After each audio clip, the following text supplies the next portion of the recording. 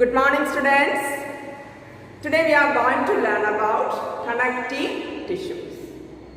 You know, there are four types of animal tissues: epithelial tissues, connective tissues, muscular tissues, and nervous tissues. In the last class, we studied about different types of epithelial tissues and their function.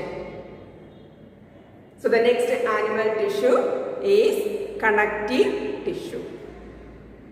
As the name indicates, connective tissues connects and hold different organs together.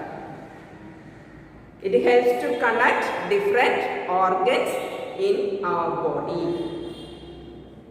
You know, in our body there is a skeletal system.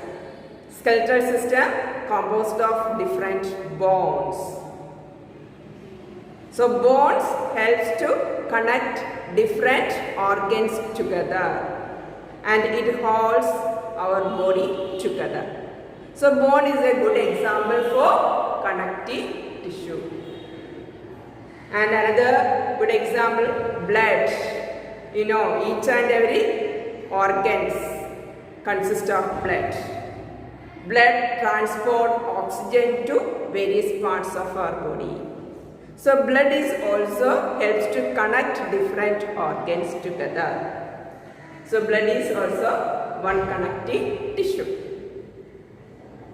Then cartilage, tendons, ligaments, all these are the different types of connective tissue. In all connective tissues, the cells are loosely spaced. Cells are loosely spaced and that cells are embedded in a matrix. The cells are placed in a substrate. So that is known as a matrix. So all the connective tissues should have one matrix. The nature of matrix may differ in different types of connective tissues. The matrix may be fluid in nature, semi-solid in nature, or rigid, hard, etc. So the nature of matrix may differ in different connective tissues, but all the connective tissues have one matrix. So we can study the nature of each type of connective tissues. So first we can study about blood. So blood is a connective tissues with fluid matrix. You know, blood is fluid in nature. So blood have one fluid matrix. That fluid matrix of blood is known as plasma. Fluid matrix of blood is known as plasma. In that plasma, three types of blood cells are embedded. Which are the three types of blood cells? RBC, WBC and platelets. Red blood cells, white blood cells and blood platelets. So these three cells are embedded in a fluid matrix called plasma. What are the different functions of these blood cells?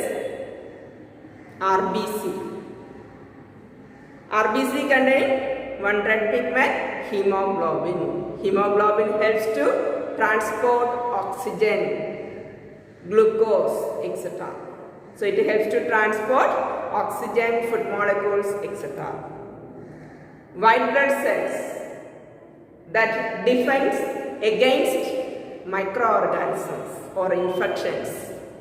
So it provides immunity to our body. And the blood platelets helps in clotting of blood.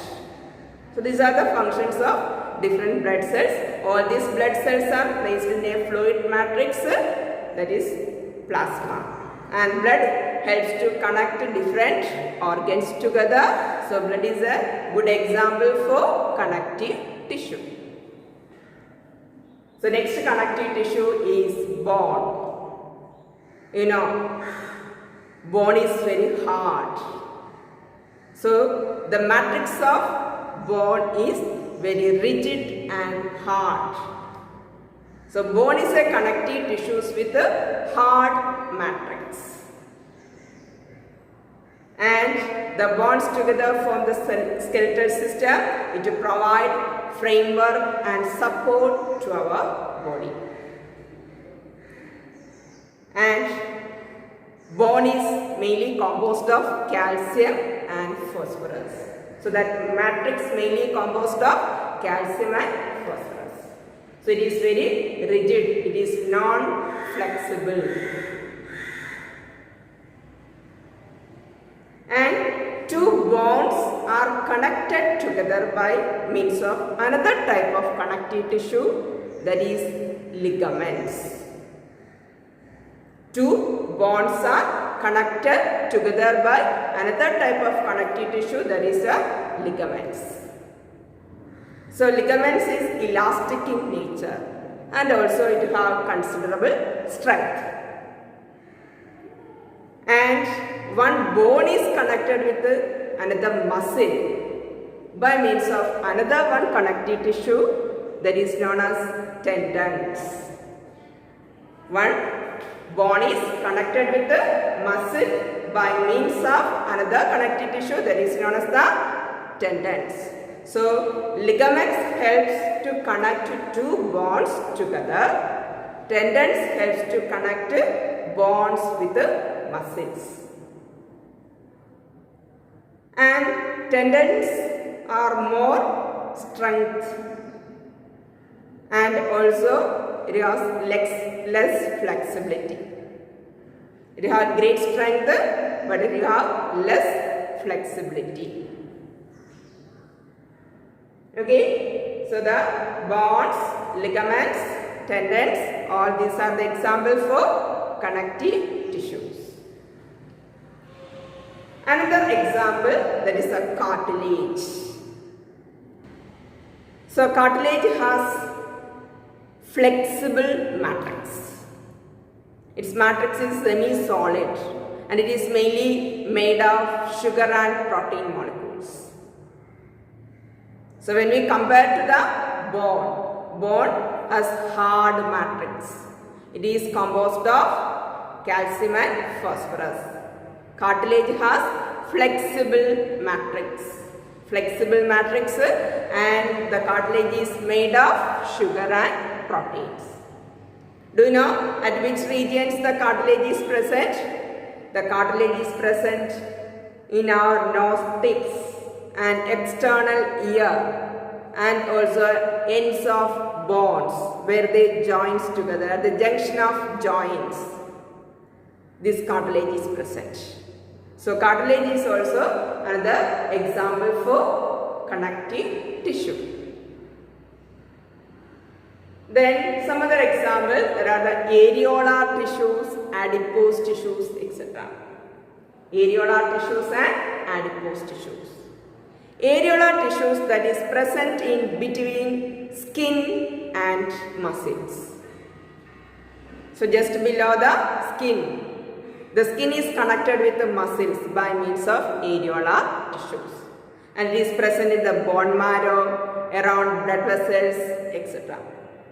So it fills the space in different organs.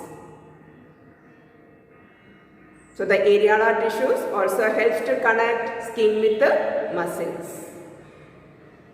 Then adipose tissues. Adipose tissues is a fat storing tissues. It also seen just below the skin or in between the internal organs. In between the internal organs or just below the skin, the fat storing tissues, that are adipose tissues. So these adipose tissues also helps to connect different parts together. So it is also a connective tissues. Okay students. So connective tissues are the tissues which connects and hold the body together. Common nature, it have a matrix. It have a matrix. In that matrix, the cells are loosely spaced. The nature of matrix may differ in different types of connective tissues. It may be hard or fluid, semi-solid, etc. Then blood is a connective tissues with a fluid matrix. Bone is a connective tissues with a hard matrix. Cartilage is a connective tissues with a flexible matrix. Tendons helps to connect bones with the muscles. Ligaments helps to connect two bones together. Areolar tissues helps to connect skin with the muscles. And seen in the bone marrow, around blood vessels, etc. And the adipose tissues are the fat storing tissues, and also it is seen just below the skin. I hope you all understood. So in the next section we can study about muscular tissues and nervous tissues. Okay students, thank you.